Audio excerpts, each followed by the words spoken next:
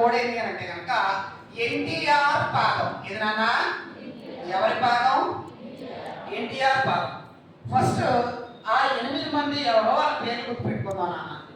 ఎన్ అంటే ఎవరు అంటే నంది తిమ్మన. ఎవరన్నా? నంది తిమ్మన. జాగ్రత్తగా చూడండి. పి అంటే ఎవరన్నా? తెనాలి రామకృష్ణుడు. ఎవరన్నా? తెనాలి రామకృష్ణుడు.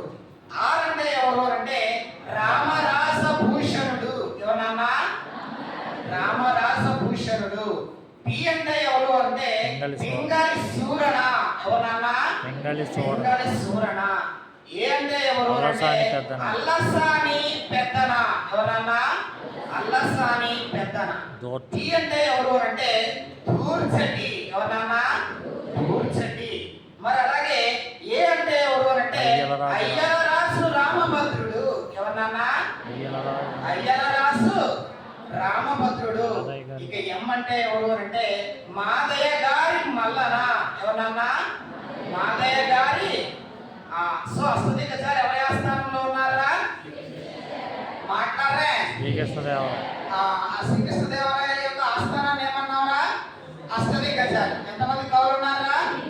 ఆ కవుల యొక్క కోడేంద్ర ఎన్టీఆర్ పాదం. ఎన్ అంటే టి అంటే ఆర్ అంటే రామరాజ భూషణుడు. పి అంటే ఏ అంటే డి అంటే ఏ అంటే ఎం అంటే.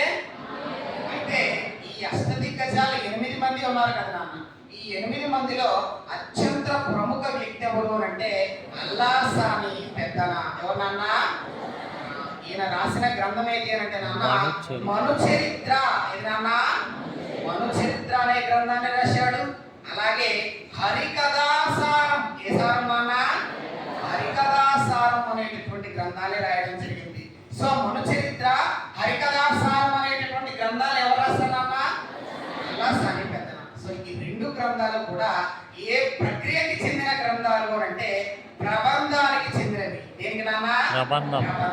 ప్రబంధము అంటే ఏదైనా చిన్న కవితా వస్తువుని తీసుకొని దాన్ని విపరీతమైనటువంటి వర్ణనలతో మనం చెప్తూ ఉన్నట్లయితే కనుక ఆ కవితా ప్రక్రియనే ఏమంటావురా? ప్రబంధము అంటాం. అయితే ప్రబంధాలు స్టార్ట్ చేసిన వాడు ఎవరు అంటే యలన. అందుకే ఆయన్ని ప్రబంధ పరమేశ్వరుడు అని చెప్పి మనం పిలుస్తాం. మరి ఈ అల్లాసాని పెద్దలకు ఒక బిరుదుందిరా. అదే ఏది అంటే ఆంధ్ర కవితా పితామహుడు. ఏదన్నా? ఆంధ్ర కవితా పితామహుడు. సో ఇక్కడ ఆంధ్ర కవితా పితామహుడు అంటే అర్థం ఏంటో చెప్పండి. ఆంధ్ర భాషలో అంటే తెలుగు. ఆంధ్రం అంటే ఏదన్నా? తెలుగు. తెలుగు భాషలో కవితకి పితామహుడుగా ఎవరు చెప్పుకుంటున్నారా?